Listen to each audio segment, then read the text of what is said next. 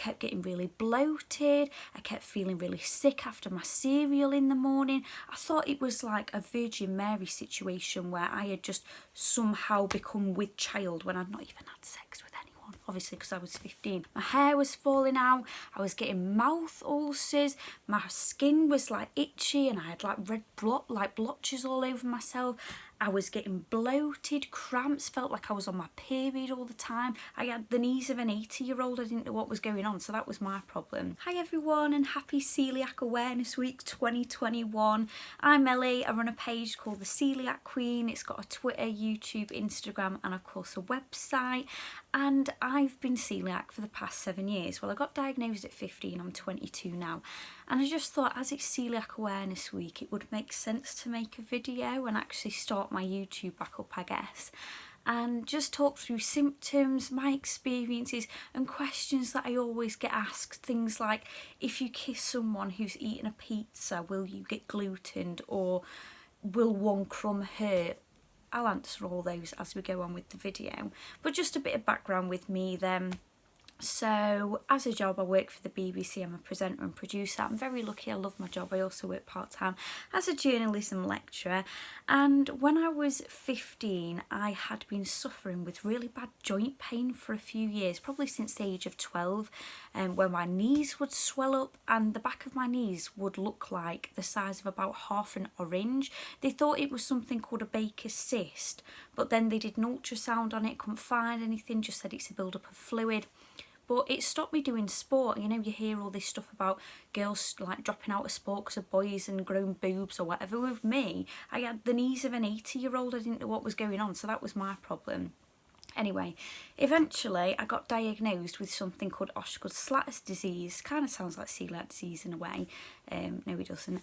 But all it meant was, and let me get this the right way round, that my bones were growing too fast for my muscles. So I was just having pain and I had like a little hole in my knee. It was very weird, not like through the skin, like something I couldn't see because I'm very nauseous, that would have freaked me out. Anyway, when I got to 15, that problem should have gone, but I was still having extreme joint pain, and something also that went hand in hand with it was like I kept getting really bloated, I kept feeling really sick after my cereal in the morning. I thought it was like a Virgin Mary situation where I had just somehow become with child when I'd not even had sex with anyone, obviously because I was 15. So I just felt shocking, like my hair was falling out. I mean, I've dyed it so much now so it falls out and that's my fault. But my hair was falling out, I was getting mouth ulcers, my skin was like itchy and I had like red blotches all over myself. I was getting bloated, cramps, felt like I was on my period all the time. My periods were really, really heavy, really, really sore. So much so that, you know, but I'd had heavy periods for a while, but they put me on the pill at about 12 because they were like, oh, we just need to contain her periods. And this is a problem that will keep coming up, is that a lot of people get misdiagnosed or people get shoved on medication to kind of like sort the problem out and, you know, relieve the symptoms but not deal with what you've actually got, like a diagnosis. So anyway, all this was happening, I thought I was dying. I was tired all the time, like, oh my god. You know how teenagers wake up and they're like, I don't really want to go to school. Like, I really didn't want to go to school. And like, I never had a problem with school, like I enjoyed it, but I was just like, oh, it was shocking. And my weight was going up and down, but I was eating the same foods. So eventually, when I was badgering at the doctor, I was like, something is really wrong. It took one doctor out of all of this to just say, have you been tested for celiac disease? I had no idea what that was, and immediately when I googled it and it was like a gluten-free diet, blah blah blah, I was thinking, because that's like, there isn't a cure, but that's the way that they treat it, basically. Gluten-free diet for life, strict gluten-free diet for life.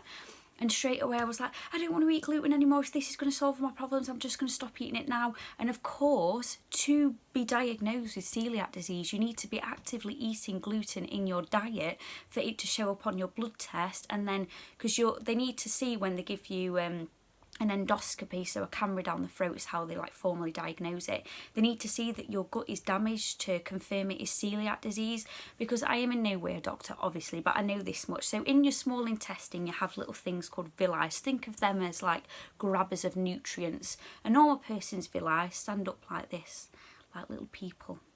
and they, you know, absorb all the nutrients from your food.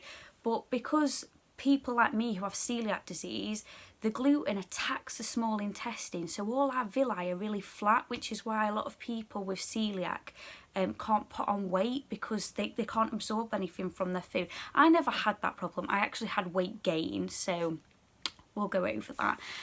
But it comes in with weight fluctuation. Anyway, so they said, I didn't even have a blood test. Usually you have a blood test first, but they just said, we'll just give you an endoscopy. So I had an endoscopy. So that's a camera down the throat, and they take little biopsies from it. The first time, and I am in no way slagging off the NHS because they are amazing, but I waited like 2-3 weeks for my results to come back, and I got a phone call saying, your results are inconclusive. And I was like, how can they be inconclusive? Anyway, so I had to continue eating gluten and feeling like absolute poop. Went back, had another one, which isn't normal. Usually you just have one. And the results came back positive for celiac disease. And the first thing I said to my mum, bearing in mind I got diagnosed by Professor Sanders. He's like a leading celiac expert in the UK at the Sheffield Hallam Hospital. And the first thing I said to my mum was, can you buy me a cheeseburger from McDonald's as like my last one?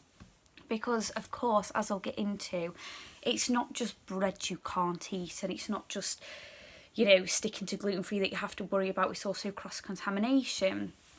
So I got diagnosed. They basically said, yeah, it's a strict gluten-free diet for life. They didn't just like leave me there though. I got hooked up with my dietitian, Nick Trott, who again is like this leading celiac dietitian expert guy.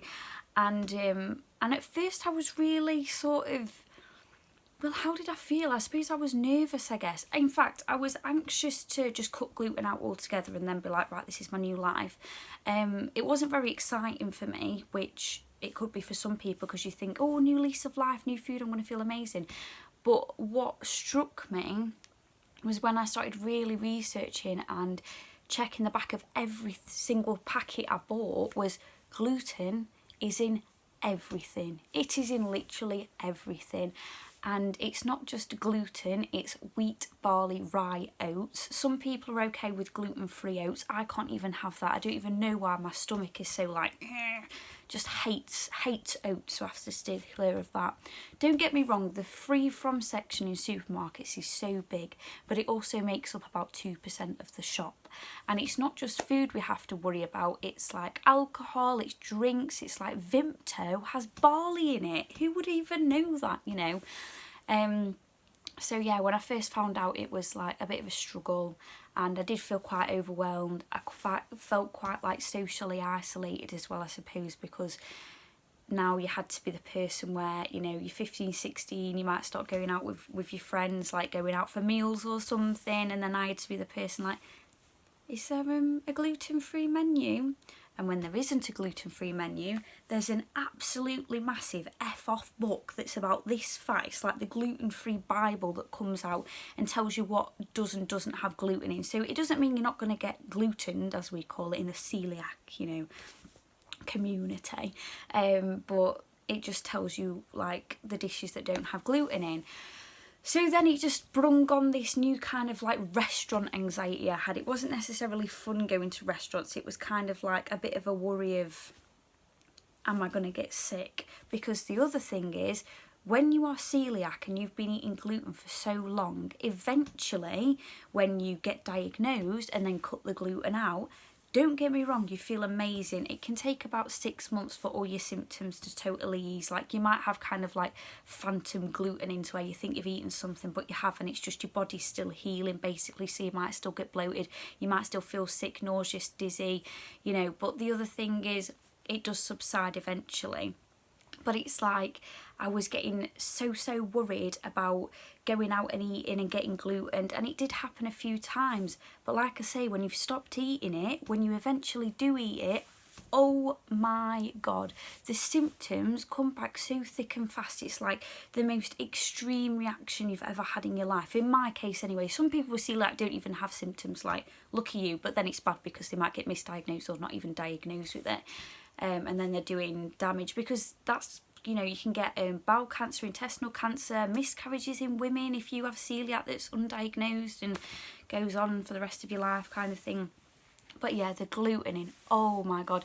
Which is why when people might think, oh, people who eat gluten-free might just get a little bit sick, or, you know, they're doing it for health reasons. Nobody eats gluten-free for health reasons, and if they do, they cheat on it. I'm telling you, nobody would choose to spend so much money on gluten-free food, because it's like 200% more expensive than normal food.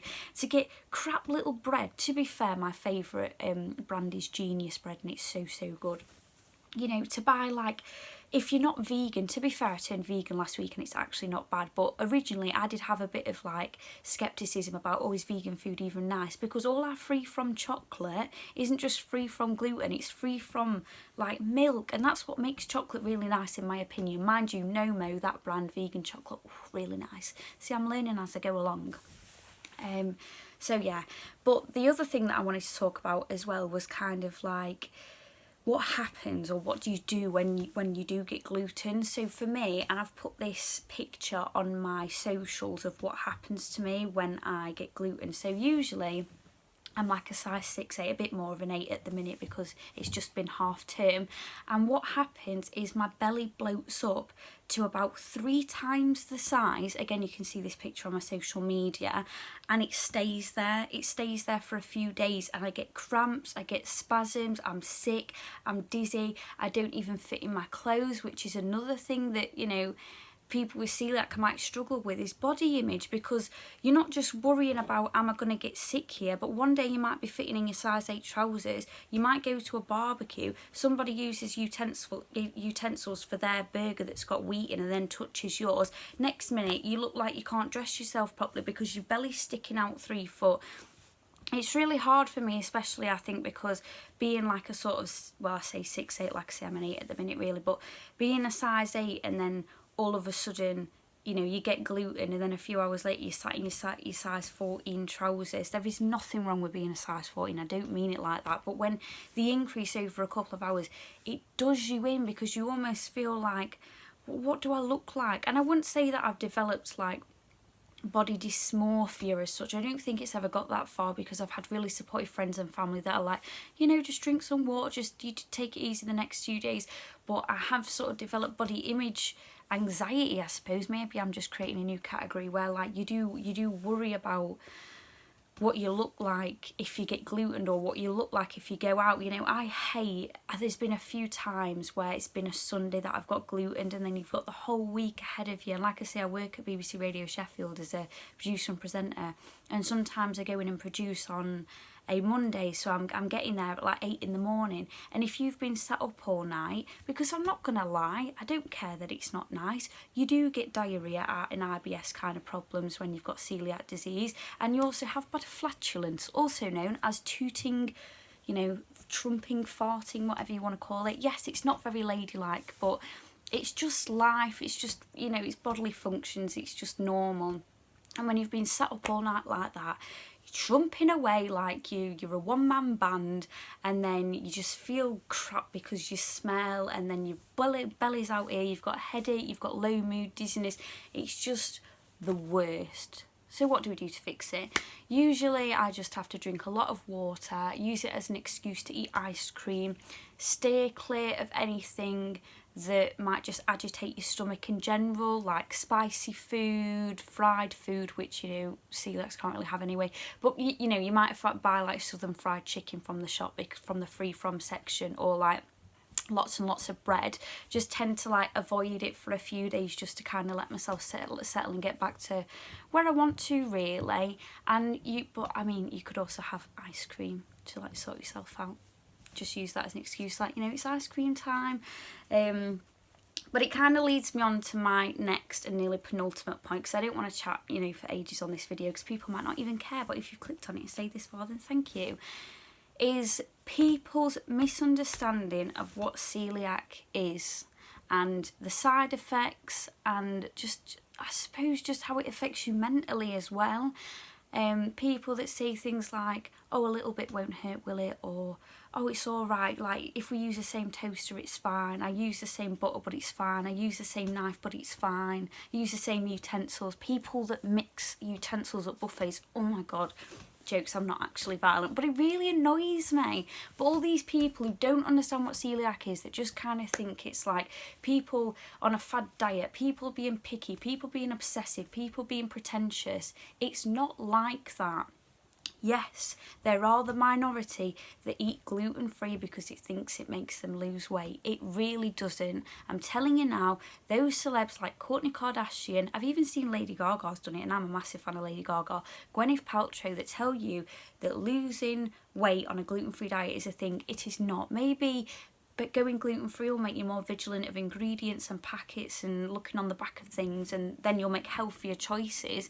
But it doesn't actually mean that you're going to lose weight, because ironically, a lot of gluten-free food, i.e. the bread, is actually higher in sugar and salt content than your normal white piece of bread. So, I bet you didn't know that, did you? But yeah, it really frustrates me when people who don't understand it kind of like pass it off, or they're really flippant about it, because then it just makes you worry more. Like if you go to a restaurant, like, are they going to take the care? Do they just think you're being tricky? So I'm always there like, hello, I'm celiac. I will die if I eat any gluten. Like, obviously I won't die, I didn't really say that, but I'm serious about it, because I do really have bad reactions. But I just I make people laugh, I suppose. My friends always say that I try and diagnose them, because I'm going around going, you've got celiac, you've got stomachache, you've got celiac. But again, remember, you could have celiac and no symptoms. But really, it's just because I know that people don't take it seriously. I know that people just see gluten-free as like a bit of a joke, really. And obviously not everybody, especially those who see celiac, don't see it as a joke. But I just wish there was the same kind of attention and care given to, you know, on menus when you've got vegan, dairy-free, vegetarian, but then there's no gluten-free, or they can't guarantee that it will be gluten-free because, you know, they don't understand what it is, or there's always going to be cross-contamination in the kitchen. It kind of makes me think, well, why, when I literally have a genuine medical condition, is it ignored? It's like you wouldn't even dream of, like, I can't even think, like, nut allergies. Okay, I don't go into anaphylactic shock if I eat gluten, but could you even imagine if somebody said to you that they had a nut allergy, you stuck your hand in a bag of peanuts and then handled their food? You would not even dream of it, because they'd be on the floor with an EpiPen in the backside. But then with me, because I just, from the outside, I just get a big belly, but from the inside, it's so painful, and it's hard to compute when you've just grown this belly out of nowhere, and then you've got the joint pain, swelling, dizziness, mouth ulcers, rashes, hair loss. It's hard. But I won't say, you know, being celiac doesn't mean it's the end of the world and like your life is over and your life's crap, because by no means. So I will end on a positive note.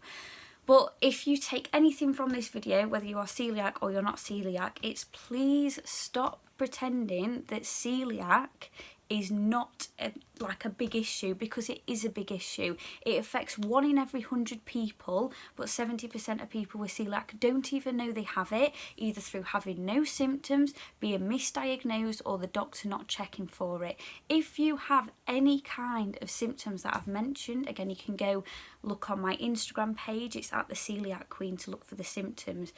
You just need to go to the doctors, just be adamant about it. I'd like to be checked for celiac disease. They won't stick a camera down your throat straight away. They usually just do a blood test first, and then you'll see if you have got it. And there are good things to being celiac. You learn how to cook. I'm not gonna lie, it's great, because pre-celiac I wasn't living off like bangers, beans and mash and toast, but it forced me to go, bloody hell, gluten is in a lot of things, and I'm now going to cook for myself. And that's the reason I've got the Coeliac Queen page. It's me putting recipes out there. I'm not saying they're, you know, Michelin star, but it works for me. And I suppose in a way it's a kind of therapy. I don't want to make people cringe, but dealing with feelings of social isolation, worrying about people thinking that you're picky, also not wanting to offend other people when they make your food, also feeling kind of crap about your body and stuff, I thought, well, where can I direct all this energy? And it's through the Coeliac Queen. And as it's Coeliac Awareness Week, here's my lovely top that I got by them. Very cute, isn't it? I got it in a medium because I thought I can sleep in that as well when Coeliac Awareness Week is over. But I'm here to hashtag shine a light on celiac this year and this week. and just hopefully get the word out there that it's not a fad diet, it's not a trend, it's not a joke. We do genuinely get really sick. We're not just being picky. The symptoms are horrible. If you think you've got it, then go and get checked, and just, yeah, support my pages if you can. I'm theceliacqueen.wordpress.com or at theceliacqueen on Twitter and Instagram and Facebook. But enjoy the rest of your day. Give me a like if you like this video. Give me a dislike if you didn't like this video, although I'd rather you didn't. Give me a comment if you've had a similar experience, and let's network together.